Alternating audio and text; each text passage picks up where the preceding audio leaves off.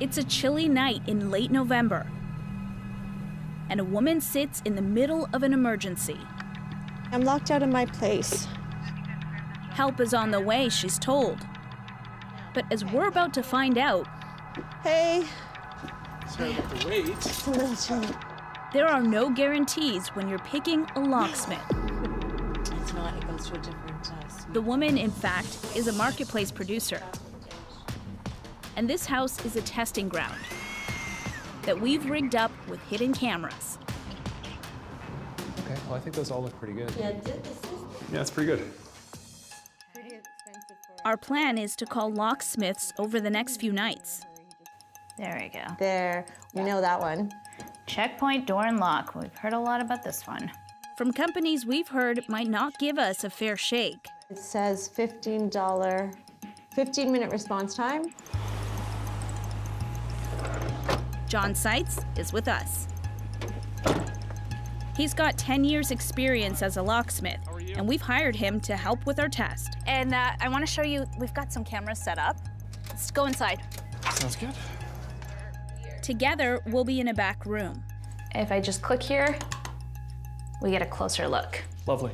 watching for signs of shoddy service and much more. Like what happens to Dorothy Sterling. He just couldn't get the lock to work.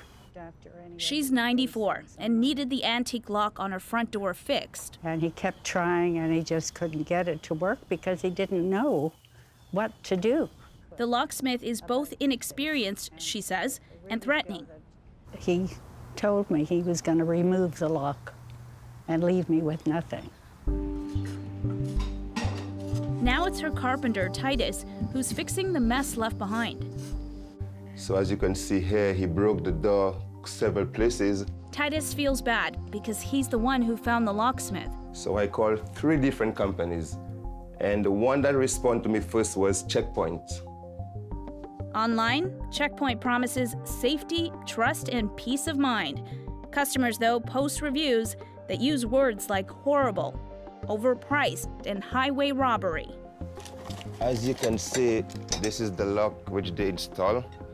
The Checkpoint locksmith can't fix Dorothy's old lock, and the new one he installs is poorly designed. Every time you You're turn this, your against thumb that. would be knocking against this right here. To top it off, Dorothy says she is charged twice what she's quoted, and by the end of the ordeal, pays $1,500. It was not a good experience for anybody, especially for a woman alone. Back at our test house, we're going to call Checkpoint. So that's the housing. But first, our expert John is helping plan our test with a brand new lock he's resetting. So you're replacing the pins with ones that would be easier to pick? Yes. He says just about anyone will be able to pick this lock, maybe even me. He gives me a few pointers. And then you're just going to get the pins to move up and down, just like the key would, one at a time. And in roughly 3.5 minutes, Take it all out. Take it all out because it is picked. Uh-huh. And then just with a flathead screwdriver, you finish the turn. That's it. That's it. we're in. Is this a fair experiment, though? Yes, it's obviously been made easier. I would call it a good test for beginners. So anyone claiming to be a locksmith, they should be able to get through it. As day turns to night, we set our test in motion Hi there, I hope you can help me. I'm locked out of my place. with a call to Checkpoint. We can send a technician immediately. There will be a $15 service call. That's for a technician to go to your location. And to unlock the door, it will start at $35. It's one of the cheapest quotes we find. How much do you think it usually costs then? Like 15 plus 35? Yes, ma'am. It could start at $50 total, Okay. or it could be up to $100 depending on the difficulty. It's over an hour of waiting. And then I think that might be him. Are you the locksmith? Sorry about the wait. Are you your checkpoint? Checkpoint, yeah. Okay. the one thing he makes clear quickly, there's no way to pick the lock. These type of LSD locks, they have to be drilled out. You can't actually pick them. They've got a staggered pin system, tall pin, short pin, tall pin, short pin, so that it's designed so you can't pick it. No. That's just how they work. Not true, says our expert. Any locksmith seeing this lock should know it could easily be picked, but his only solution is to drill. Does that mean it's more expensive? Well, to Like, you drill got- it, it's medium price, so it's not $350, the most expensive drilling. It's cheaper. Okay. Because they said it was going to be like 35. Oh, well, Plus- locks, to open locks, usually if it's like mailbox lock, desk drawer locks, Yeah. they start at about $35, $40. Like a house deadbolt would be around, this particular one is $250 to drill it open. Plus about $90 for a new lock. Our producer urges him again to try picking. You sure you can't just pick it? The LSD locks, you can't pick them. You can't pick this. No, they're 5 or 6 pin locks. I could be here for a year and not pick it. A year? That's what he said. He said that you couldn't pick this lock. Can you pick that lock? I picked it in 3 minutes and 30 seconds with your help there. Then I do remind you that I did not teach you very well. Before he breaks out the drill, we ask one more time. Okay, and you don't think we can pick it? That's the 4th time you've asked. Okay. I'll show you what it's supposed to be like, just so you get a quick idea. Okay. He spends the next 2 minutes or so trying, but with no luck. It's so much easier when you have a key. Thank you for trying.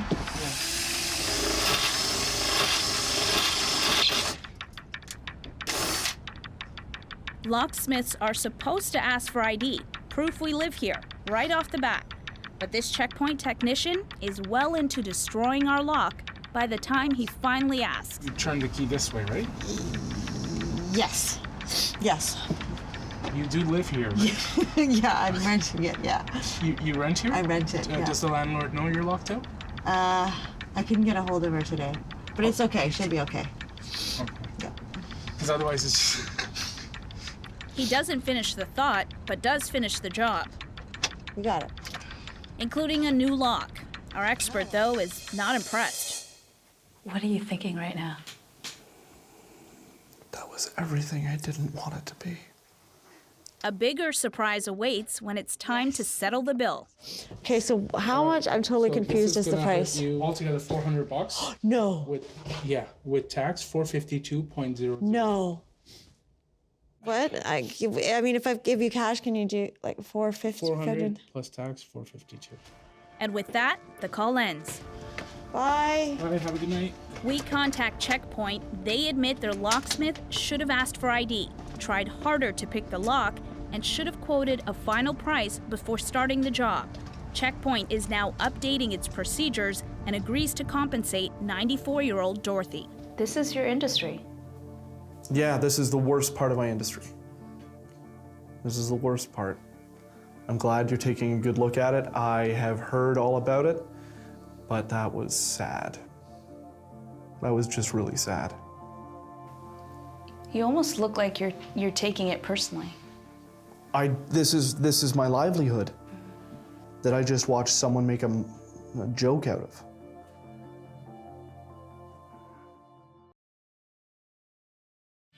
This is your marketplace. Locksmith Service. Oh, hey, is this Locksmith Experts? It is. How can I help? It's the second night of our test house, and we're on the phone with a company called Locksmith Experts. I've locked myself out of my house. I can't find my keys. The Better Business Bureau says Locksmith Experts has a pattern of complaints, mostly about overcharging.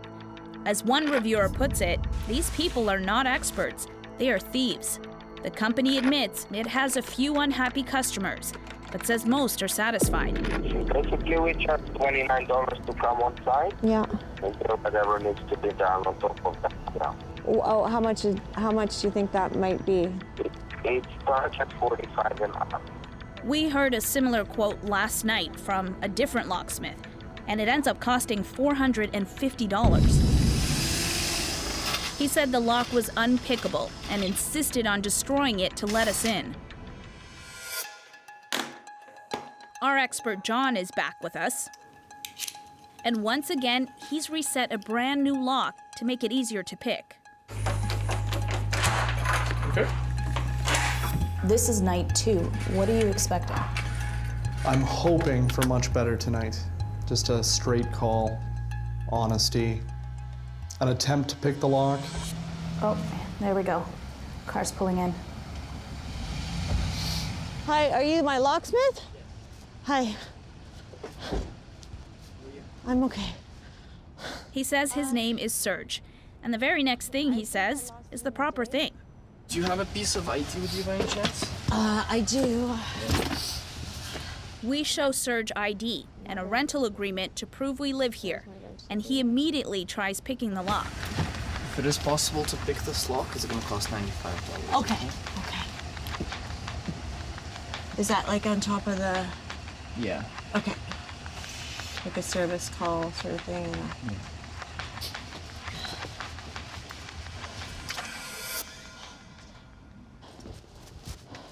Yeah, it's okay. I'm not gonna charge you $95 for that. You're not? No, it took like 2 seconds. Oh wow. Yeah, Thank don't worry, you. You're smiling. Is that how it's supposed to be done? That's how it's supposed to be done. Unlike the many complaints we hear about locksmith experts, our experience with Serge is going well, until it's time to pay. Okay, how much can I give you? It will be. Hold on. Do you know how to leave a Google review? Yeah. If you leave us a review, I can just do it for $80. Oh wow. Okay. $80 and a Google review. Thank you. No problem. Bye. Problem is, it's against Google guidelines to offer incentives for a review. And when we tell locksmith experts, they say it shouldn't have happened. It's against their policy. But there are other things about this company that are raising questions. Like for some reason, they show up when you call Port Credit Locksmith, or Brampton Locksmith, or Rouge Locksmith. So we couldn't open the door, and the next day we had a big gathering here in the garden. It's Birchmount Locksmith, when Tom Garrels calls them last summer. I looked on Google Maps because I wanted to use somebody local that had a good reputation, and looked at 3 different ones, found this one called Birchmount Locksmith, which seemed to be right up the street from ours.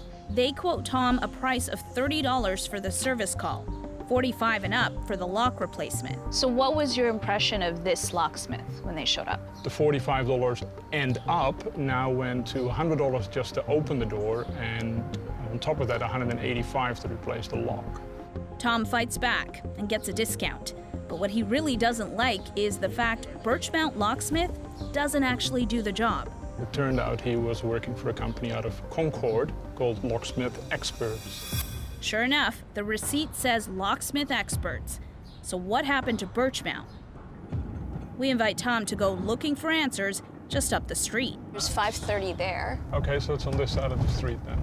Google Maps tells us Birchmount Locksmith should be right around here. What's the number again? 572. Okay, so this is a building at 570. So this should be 572. There's nothing here.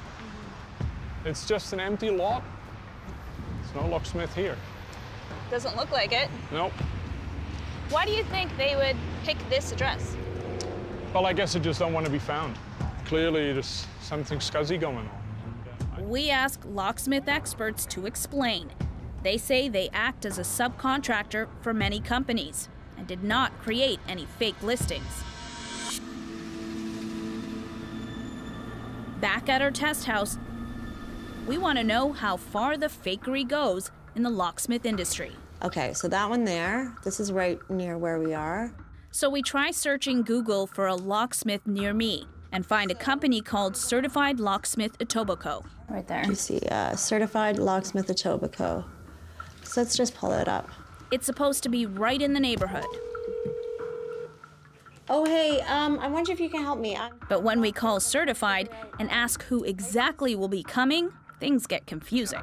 What's the name of the locksmith that shows up? What company do you... This is FC Locksmith. It's FC Locksmith. FC Locksmith claims to be one of the best locksmith companies in Toronto and seems to have branches in Ottawa and Calgary. So why is FC coming up as certified on Google Maps? We decide that instead of a locksmith coming to us, we'll go to the locksmith. Okay, so we're gonna go to certified locksmith Etobicoke. It says it's 6 minutes away. Locksmith Etobicoke may be closed by the time you arrive. Our GPS leads the way towards certified, or maybe FC locksmith. And in minutes, There it is, 2975 Bloor Street West. It's right there. It's right there. And that does not look like a locksmith company. It does not look like a locksmith company. No. But it says right here, it says 2975 Bloor Street West. Certified locksmith Etobicoke. Parama is there, which looks like a It's a credit union. credit union, yeah. the deception we discover doesn't end here. We find more than 20 fake locksmith locations around Toronto, saying they are linked to FC Locksmith, which makes us wonder about all these 5-star reviews we see on FC's Google business listing. When we dig deeper, we figure out most of them are fakes too. Dalton Fincher is actually American astronaut Clayton Anderson, seen here on the Space Shuttle Discovery. And Denver Cothran is actually Ian Rowland, a lawyer who happens to work just next door to us. So we head over to see if Ian Rowland knows his image is being used to promote FC Locksmith. So this is the company here. You can see there's 57 reviews, and if I scroll down, there you are. That's your picture, right? Denver. Your name's Denver. Denver. Interesting. Okay, I got locked out of my car the other day. They responded right away and solved the problem. The technician that came was a real lifesaver. I have no idea what that's about. I certainly didn't get locked out of my car. As I That's said, not you. That's not me. No, it is not me. It's just, well, the picture's me, nothing else is. And I have no idea how they got it. There are a lot of fake reviews on this site. Yeah. I mean, I'm a lawyer. It's appropriation of my image. I may have to pursue it. Thank you for that information. You're welcome. A 1-star review we managed to find on FC's Google listing comes with a twist of irony. A man named Colin tells people to not use this company. He says the locksmith mangled, scratched, and dinged his door. In response, FC calls it a fake review and says it's just one of our competitors. But we track down Colin, who doesn't want to come on camera, and both he and his review are real. FC denies allegations of fake reviews or locations. It says all those positive reviews could have been posted by anyone, and they're checking with their marketing company about any fake locations. This is your marketplace. We're mapping out deception in the locksmith industry. So you're at your house, you're locked out. Yep. You want something that's nearby. You call something that looks 10 minutes away, like 10 minutes away tops. A local locksmith. A local locksmith. And what you actually get is a grocery store, not the locksmith company that you have called. Each of these red dots represents a supposed locksmith company in the Toronto area. But after months of digging, we discover none of them are real locksmith locations. Here's what they really are: drugstores and retail stores, parking lots and gas stations, strip malls and banks. It makes us wonder, how much can you really trust Google Maps searches?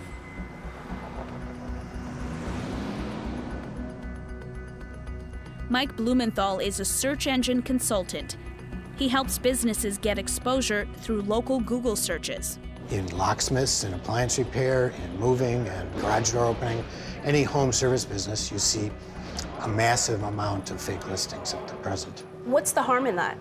Well, the harm is severalfold. One is legitimate businesses can't compete. The other is it's very deceptive to the consumer. A lot of times these businesses that are willing to cheat on their listings are also willing to cheat on their reviews, willing to cheat on who they send out to repair. They could be sending people into your home that are not either qualified to be there or shouldn't be there because of background issues. But doesn't Google have rules against fake listings? They have a lot of rules against fake listings, but they don't enforce the rules. We tell Google and the locksmith companies about all the fake listings we've uncovered, and now all of them have been taken down. Google says because of our investigation, they're auditing all locksmith listings across Canada. But Mike says it will take more than investigations like ours to solve the bigger problem. It's gone beyond trusting Google as a business to fix these issues. After watching this for 11 years, the only solution is a political one. There needs to be rules at the regulatory level with serious consequences, financial and perhaps even criminal consequences to both the businesses that create fake listings and deceive people, as well as to Google. It's the only way, he says, we'll ever truly close the door on deception.